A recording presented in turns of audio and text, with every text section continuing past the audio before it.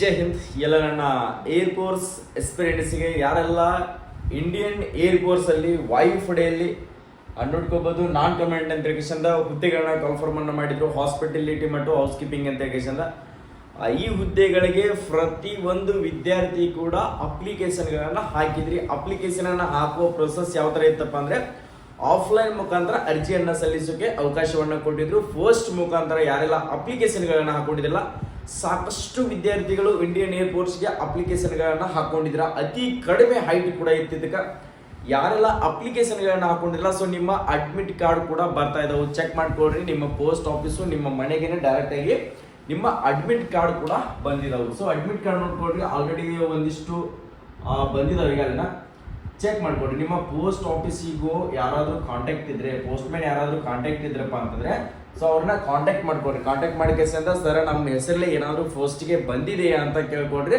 Already ಫೋಸ್ಟ್ ಈಗ air force ನಾನ್ command 2 ದಿನ ಆಯ್ತು ಅಡ್ಮಿಟ್ ಕಾರ್ಡ್ ಅನ್ನ ಬಿಡ್ತಾ ಇದ್ರೆ. ಸೊ ಇನ್ನೂ ಬಂದಿರ್ಲಿಲ್ಲಪ್ಪ ಅಂತಂದ್ರೂ ಕೂಡ ಯಾರು ಗಾಬರಿ ಆಗುವಂತಿಲ್ಲ. ಏನಿಲ್ಲ ಅಂತಂದ್ರೆ ಒಂದು 15 ಡೇಸ್ ಮಟನೂ ಕೂಡ ಡಿಫೆಂಡ್ ಅಪಾನ್ ನೀವು ಬೆಂಗಳೂರು ಹಾಕಿರ್ತಕ್ಕಂಥವ್ರು, ಹೈದರಾಬಾದ್, ಪೂನಾ, ಸೊ ಡೆಲ್ಲಿ ಈ ತರ ಯಾವ ತರ ಹಾಕಿರಲ್ಲ. ಸೊ ಡಿಫೆಂಡ್ ಅಪಾನ್ ಅವ್ರ ಮೇಲೆ ಬರ್ತಾ ಇರ್ತಾವೆ. ಸೊ ನಿಮ್ಮ ಅಡ್ಮಿಟ್ ಕಾರ್ಡ್ ಅನ್ನ ರಿಲೀಸ್ ಮಾಡಿದ್ರೆ ಸೊ ಪ್ರತಿಯೊಬ್ರು ಕೂಡ ಚೆಕ್ ಮಾಡ್ಕೊಡ್ರಿ. ಆ ಇನ್ಫಾರ್ಮೇಶನ್ ಕೊಡೋಕ್ಕೋಸ್ಕರ ಬಂದಿದ್ರಿ. ಇದರ ಸೆಲೆಕ್ಷನ್ ಪ್ರೋಸೆಸ್ ಯಾವ ತರ ಇರ್ತದೆ ಅಂತ ಹೇಳಿ ಚಂದ ತಿಳಿಸ್ಕೊಡ್ತೀನಿ ನೋಡ್ಕೊಳ್ರಿ. ಫಸ್ಟ್ ಆಫ್ ಆಲ್ ನಿಮ್ಮ ಅಡ್ಮಿಟ್ ಕಾರ್ಡ್ ಅನ್ನ ನೀವು ಎಕ್ಸಾಮಿಗೆ ಹೋಗ್ಬೇಕಾದ್ರೆ ಫಸ್ಟ್ ಎಕ್ಸಾಮ್ ಇರ್ತದೆ. ಸೊ ಎಕ್ಸಾಮ್ ಯಾವುದೇ ತರ ಅಂತ CBT ಇರೋದಿಲ್ಲ. ಸೊ ಆಫ್ಲೈನ್ ಮುಖಾಂತರ ಎಕ್ಸಾಮ್ ಇರುತ್ತೆ. ಯಾವ ತರ ಸೊ ನಿಮ್ಮ ಎಕ್ಸಾಮ್ ಬಂದ್ಬಿಟ್ಟು ಆಫ್ಲೈನ್ ಇರ್ತದ, ಆಫ್ಲೈನ್ ಎಕ್ಸಾಮ್ ಇರ್ತದೆ. ಸೊ ಆ ಕಾರಣಕ್ಕೋಸ್ಕರ ಆಫ್ಲೈನ್ ಎಕ್ಸಾಮ್ ಬರೀಬೇಕಾದ್ರೆ ಸೊ ಏನೆಲ್ಲ ದಾಖಲಾತಿಗಳು ಬೇಕಾಗ್ತಾವಪ್ಪ ಅಂದ್ರೆ ನಿಮ್ಮ ಅಡ್ಮಿಟ್ ಕಾರ್ಡ್ ಏನೇ ಬಂದಿರ್ತೈತಲ್ಲ ಫಸ್ಟ್ ಮುಖಾಂತರ ಆ ಅಡ್ಮಿಟ್ ಕಾರ್ಡ್ ಇರಬೇಕಾಗುತ್ತೆ. ನೆಕ್ಸ್ಟ್ ಅದ್ರ ಜೊತೆಗೆ ನಿಮ್ಮ SSLC ಒರಿಜಿನಲ್ ಮಾರ್ಕ್ಸ್ ಕಾರ್ಡ್ ಅನ್ನ ತಗೊಂಡು ಹೋಗ್ಬೇಕು. ಅದ್ರ ಜೊತೆಗೆ ನಿಮ್ಮ ID ಪ್ರೂಫ್ ಯಾವ್ದಾದ್ರು ಆಗಿರಲಿ, ಲೈಸೆನ್ಸ್ ಆಗಿರಲಿ ಅಥವಾ ಅಂದ್ರೆ ಆಧಾರ್ ಕಾರ್ಡ್ ಆಗಿರಲಿ, ಪ್ಯಾನ್ ಕಾರ್ಡ್ ಆಗಿರಲಿ ಅಥವಾ ವೋಟರ್ ID ಆಗಿರಲಿ, ಯಾವುದೇ ಒಂದು ID ಪ್ರೂಫ್ ಅನ್ನ ತಗೊಂಡು ಹೋಗ್ರಿ. ಮೋಸ್ಟ್ ಮೇನ್ ಇಂಪಾರ್ಟೆಂಟ್ ಏನಪ್ಪಾ ಅಂದ್ರೆ ಕ್ಯಾರೆಕ್ಟರ್ ಸರ್ಟಿಫಿಕೇಟ್. ಕ್ಯಾರೆಕ್ಟರ್ ಸರ್ಟಿಫಿಕೇಟ್ ಏನ್ ಬೇಕು, ಯಾವುದು ಪಂಚಾಯತಿದಾಗಿರಲಿ, ಸ್ಕೂಲ್ ಆಗಿರಲಿ, ಹೈಸ್ಕೂಲ್ ಆಗಿರಲಿ, ಯಾವುದೇ ಒಂದು ಪಂಚಾಯತಿ ಆಗಲಿ ನೀವು ಕ್ಯಾರೆಕ್ಟರ್ ಸರ್ಟಿಫಿಕೇಟ್ ಅನ್ನ ಕಡ್ಡಾಯವಾಗಿ ತಗೊಂಡು ಹೋಗ್ಬೇಕು. ಯಾವ ತರ ಅಂದ್ರೆ ಕ್ಯಾರೆಕ್ಟರ್ ಸರ್ಟಿಫಿಕೇಟ್ ಅನ್ನ ಕಂಪಲ್ಸರಿ ತಗೊಂಡು ಹೋಗ್ಬೇಕಾಗಿದ್ರೆ.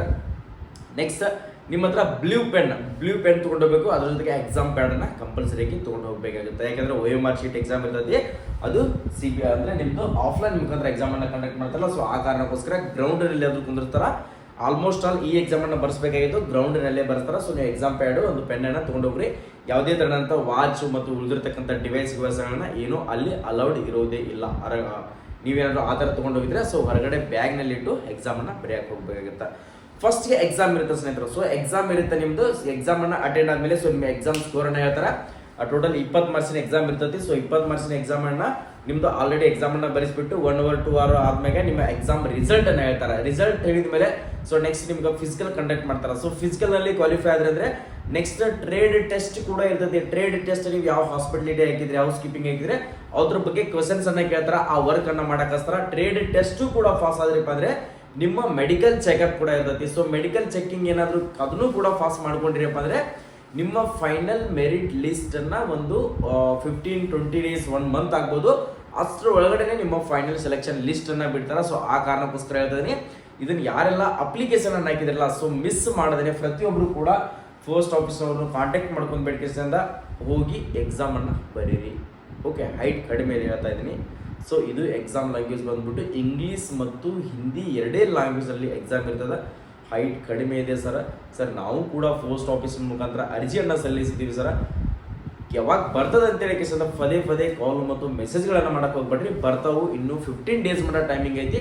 ಆದರೆ ಚೆಕ್ ಮಾಡ್ಕೊಳ್ತಾ ಇರಿ. ಆ ಇನ್ಫಾರ್ಮೇಶನ್ ಕೊಡ್ತಾ ಇದೀನಿ. ಸೊ ಆ ಕಾರಣಕ್ಕೋಸ್ಕರ ಯಾರೆಲ್ಲ ಈ ವಿದ್ಯಾರ್ಥಿಗಳು ಅಪ್ಲಿಕೇಶನ್ ಅನ್ನ ಸಲ್ಲಿಸಿದ್ರಲ್ಲ ಏರ್ಫೋರ್ಸ್ಗೆ, ಇಂಥವೆಲ್ಲ ಪ್ರತಿ ವರ್ಷನೂ ಕೂಡ ಕಾಲ್ಫಾರ್ಮ್ ಮಾಡ್ತಾರೆ. ಇದು ಒಂದೇ ವರ್ಷ ಅಲ್ಲ, army, navy, air force, BSF, CRPF ಎಲ್ಲದರಲ್ಲಿ ಕೂಡ ಸಿವಿಲಿಯನ್ ಪೋಸ್ಟ್ಗಳನ್ನ ಕಾಲ್ಫಾರ್ಮ್ ಮಾಡ್ತಾರೆ.